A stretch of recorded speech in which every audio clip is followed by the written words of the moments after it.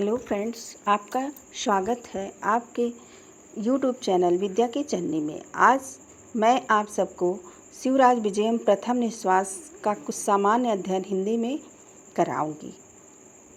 बाणोत्तर गद्य कवियों में पंडित अंबिकादत्त व्यास कृत शिवराज विजयम सर्वाधिक लोकप्रिय गद्य काव्य है, जो सन 1901 में वाराणसी से प्रकाशित हुआ। द्वादश निस्वात्मक प्रमुख प्रस्तुत आख्यायिका में छत्रपति शिवाजी की विजय गाथा का बहुत ही ओजपूर्ण वर्णन हुआ है। मुगलों के अंतिम एवं सर्वाधिक शक्तिशाली सम्राट औरंगजेब के साथ महाराष्ट्र रत्न शिवजी के युद्ध कौशल, नीतियों एवं कार्यकलापों से इसकी कथा आगे बढ़ती है।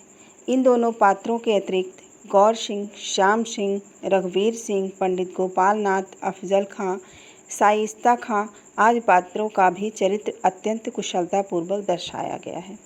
शिवराज विजयम एक घटना प्रधान रचना है। युद्ध की प्रधानता के कारण इसका अंगिरस वीर है, किंतु आश्रमों के वर्णन के शांत रस तथा यवनों के भोजन, वस्त्र आदि के वर्णन में विभत्स रस और रघुवीर तथा सवर्णिस के मिलन में श्रृंगार रस का प्रबल अभिव्यक्ति दिखाई देती है। प्रस्तुत आख्यायिका में काव्य के तीनों गुणों प्रसाद, ओज और माधुर्य, इन तीनों रीतियों का समुचित समावेश दिखाई देता है। इसकी सरल शब्दावली, ओजस्विनी गतिमयता, अर्थपूर्ण वाक्य विन्यास और वर्ण विषय के अनुसार सरस एवं सरल रचना शैली सभी को मंत्रमुग्ध कर देती है। यहाँ पर प्रश्न प्राप्त प्रथम निश्वास का कथासार संक्षिप्त रूप में प्रस्तुत किया जा रहा है। दक्षिण भारत में यवनों के आक्रमणों एवं अत्याचारों से हिंदू समाज पीड़ित था। भारतीय संस्कृति का उन्मूलन किया जा रहा था, मंदिर तोड़े जा रहे थे और स्त्रियों का अपहरण किया जा रहा था। इस प्रकार यवनों के आक्रांत भारतवर्ष को देखकर दुर्दांत यवनों का उखाड़ फेंकने के लिए शिवाजी ने स्वतंत्रता प्राप्ति के लिए संघर्ष किया। एक दिन प्रातःकाल का समय था। पूर्व दिशा में सूर्योदय हो रहा था। यह मुनियों के सांध्योपासना का समय था। गुरु की सेवा में कुशल कोई बालक गुरु जी की पूजा के लिए फूल तोड़ने के लिए कुटिया से निकला। उसका नाम गौर सिंह था। वह बालक फूलों पर मंडरा रहे भौरों को उड़ाकर फूलों की कलियां चुन रहा था कि उसी समय उसका एक सहपाठी श्याम बट शीघ्र ही समीप में आकर गौर बट से बोला, अरे रहने दे, मैंने पहले ही फूल चुन लिए हैं। गुरुजी संध्या वंदन कर रहे हैं। तुम जिस 7 वर्ष की कन्या को यवन के हाथ से छीन लाए थे, वह सो रही है। जागने पर फिर रोएगी, अतः उसके माता पिता का घर ढूंढना चाहिए। यह सुनकर जब तक उसने कुछ कहना चाहा, तब तक पर्वत की चोटी से समाधि त्याग कर योगीराज इधर ही आते हुए दिखाई दिए। इसके बाद ब्रह्मचारियों के गुरु ने योगीराज के स्वागत के लिए सामग्री तैयार करके उनसे एक उच्च स्थान पर बैठने के लिए अनुरोध किया।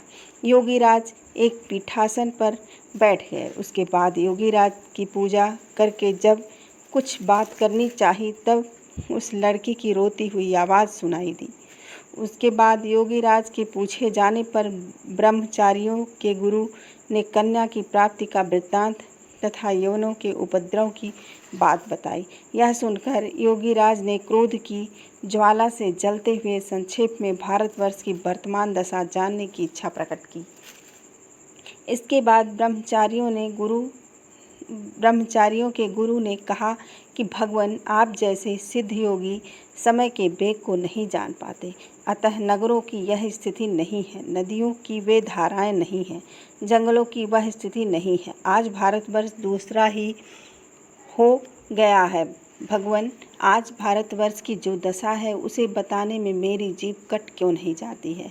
मेरी जीभ वज्र की हो गई है, हृदय लोहे का हो गया है, जो मुसलमानों के अत्याचार से 100 टुकड़े में विदीर्ण नहीं हो जाता। इसके बाद योगीराज ने कहा, हे मुनि, यह सब महाकाल का विलक्षण भाव है, जो समुद्र की मरुभूमि बना देता है, जंगल को नगर बना देता है तथा नगरों को जंगल बना देता है। देखिए सभी लोग जहाँ यज्ञ करते थे, मुनि लोग तपस्या करते थे, आज वहाँ गाय काटी जा रही है, मंदिर तोड़े जा रहे हैं, वेद फाड़े जा रहे हैं, स्मृति नष्ट की जा रही है, मंदिर घुड़साल बनाए जा रहे हैं, संत सताए जा रहे हैं और यह सब महाकाल की महिमा है। इसके बाद ब्रह्मचारी के गुरु ने कहा, धीरे धीरे भारतीय राजाओं में पारस्परिक विरोध के परिणाम स्वरूप महमूद गजनबी भारतवर्ष पर आक्रमण करके प्रजाओं को लूटकर, मंदिरों को तोड़कर, सैकड़ों लोगों को दास बनाकर और सैकड़ों ऊँटों से रत्नों को लादकर अपने देश को चला गया।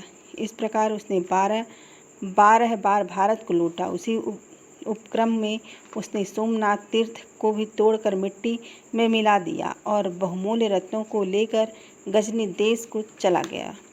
इसके बाद 1087 में महमूद के मर जाने के बाद शहाबुद्दीन गौरी गजनी देश पर आक्रमण करके महमूद के कुल को समूल नष्ट करके भारतवर्ष में पहुंचा और भारतवासियों को भी मौत के घाट उतारकर दिल्ली का सम्राट बन गया।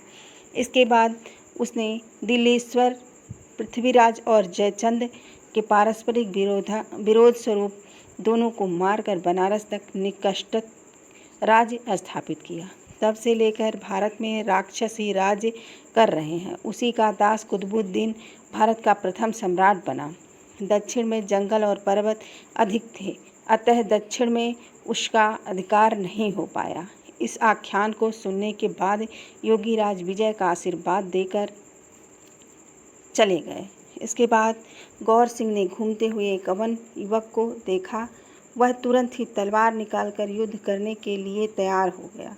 दोनों की कल ध्वनि सुनकर श्याम बटु भी कन्या की रक्षा के लिए कुटी के पास खड़ा हो गया। इसके बाद गौर सिंह ने दाएं बाएं पैतरे बदलकर तलवार से उस यवन युवक के सिर को काट दिया। उसके बाद अनार के फूलों के बिछौने के समान गाढ़े खून में लिप्त भूमि पर लेटे हुए उसके वस्त्र, पगड़ी और आदि की तलाशी के दौरान एक पत्र प्राप्त किया और उसे लेकर मुनि ने कुटिया में प्रवेश किया। यह रही हमारे शिवराज विजयम प्रथम निश्वास की कुछ सामान्य अध्ययन हिंदी में। फ्रेंड्स, आगे हमारे सारे वीडियो ऑडियो दोनों पहुंचेंगे, लेकिन आप अगर सब्सक्राइब नहीं किए हैं तो इस चैनल को सब्सक्राइब करें और बेल आइकन